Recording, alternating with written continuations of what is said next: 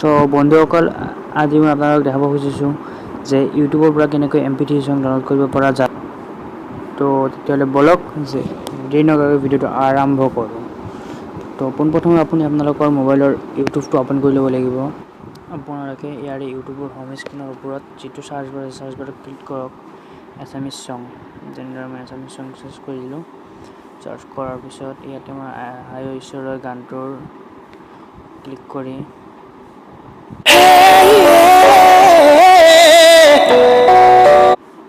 লিংকটো কপি কৰি ল'ম।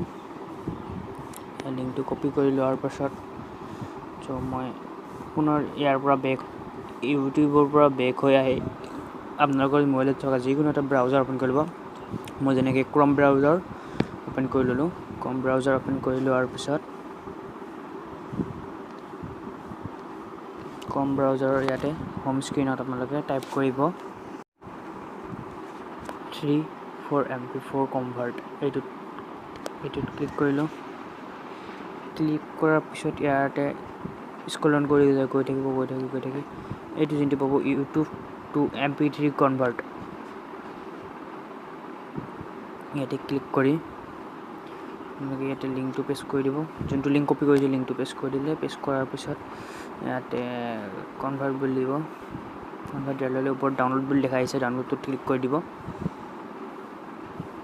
এইটো গান চং ডাউনলোড হৈ আছে দেখা পাইছে। এয়া ডাউনলোড হৈ আছে, হ'ব আৰু প্ৰায়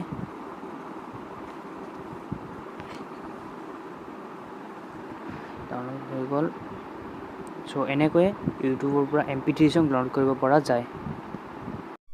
ফ্ৰেণ্ডছ, মোৰ চেনেলটো যদি নতুনকৈ চাই আছে তেতিয়াহ'লে ছাবস্ক্ৰাইব কৰিব আৰু কাষত থকা বেল আইকনটো প্লিজ প্ৰেছ কৰি দিব, যাতে মোৰ নতুন ভিডিঅ' অহাৰ লগে লগে সকলোতকৈ আগত আপোনালোকৰ ন'টিফিকেশ্যনটো যায়।